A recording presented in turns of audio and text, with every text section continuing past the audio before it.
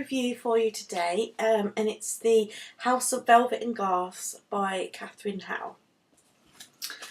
So I'll read you the description and then I'll get into the review as always. Okay, so 1915 and the ghosts of the dead haunt a wealthy Boston family.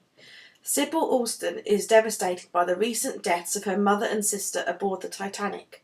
Hoping to heal her wounded heart, she seeks comfort in the parlour of a medium who promises to contact her lost ones.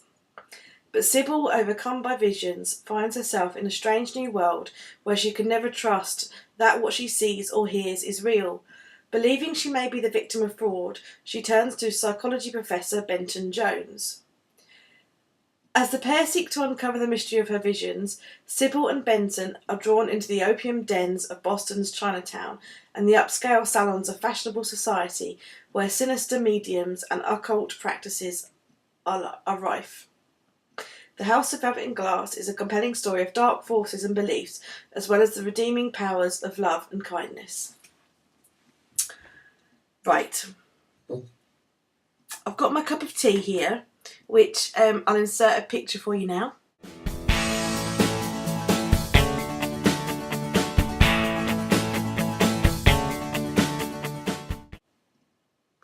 Is spiced chai, because I feel like I'm going to struggle to kind of say what I want to say or what I want to think about this book. So I've got my tea and I have a little bit of a sip, which is really nice, and have a think. So I read Katherine Howe's book. It's now called The Physic Book of Deliverance Dane. You can see a picture of it there. But when I read it, it was The Lost Book of Salem. And I loved that book, really loved that book, which is why this book has been on my wish list for ages, and I finally bought it. It's a second-hand copy that I bought from Amazon. I'm really torn with this book, really torn with it. It was a good book, and I really enjoyed reading it. The author is really good at a kind of... She's very highly educated, this author. You can tell that by her language and her style of writing. I think I read somewhere that she is actually an English lecturer, so English literature lecturer, so books are her thing, I guess. But so she's really good at see, I told you I'd really struggle. So she's really very good at the writing and the language, and I mean, it's a historical novel, and there's been a hell of a lot of research in it, which she goes into at the back. After you've read the book, you actually find out that some of the characters in the book were actually real living people. So she's for the writing and the way she describes things, and it was a really enjoyable read. Really, really enjoyable.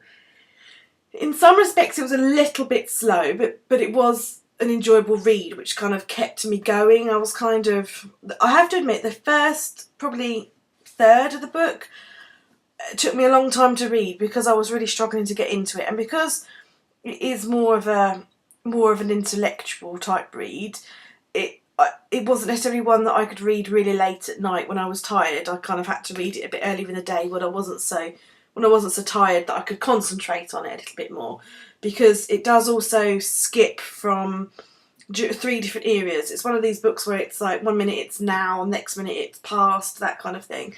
So it does skip around a little bit. So if you don't like those sort of books, then this one isn't for you. But yeah, I found I had to kind of concentrate quite a lot on it. For me, I don't think the back of this book describes what the book is really about, if I'm perfectly honest. It's a little bit about what it's about, but not entirely. So don't get put off if you're not into psychics or mediums or occult practices, because for me, this book was more about a family their loss and their grief for their loved ones, and and never really been able to recover from losing two people in the tragedy. And so yes, Sybil goes to see a medium, which does turn out to be a fake medium. And yes, she does start seeing herself. She uses a crystal ball to see, but she takes opium in order to get those visions. But for me, this book was less about those sort of practices and more about how she was struggling because she really missed them and wanted to get in touch with her family, and she was looking for answers. She was going through some troubles herself. So that was kind of, so for me the story was more about the family and their relationship, and dealing with loss, and as the historical novel, than it was about the mediumship and the occult practices kind of thing. So as I say, if you're not into that kind of book, then this isn't really that kind of book. It touches on it.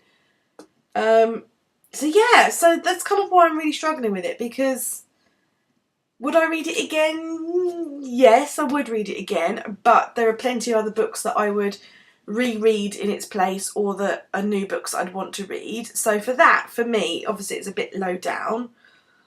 But I did enjoy it, so that makes it higher up, and I enjoyed the characters and everything else. So I'm really very torn. I'm really very torn on it. As I say, so it was a good book. I would still probably recommend it to people. If you like the things about the Titanic, then this is for you, obviously. If you like your historical novels and you want something with lots of sort of character development and character relationships, then this is really this did deliver that. But yeah, it didn't really deliver on what I think, on what the back says. And also, Psychology Professor, it says Benton Jones on the back there, but in the book it's Benton Darby, so I don't know. It might be a print typo.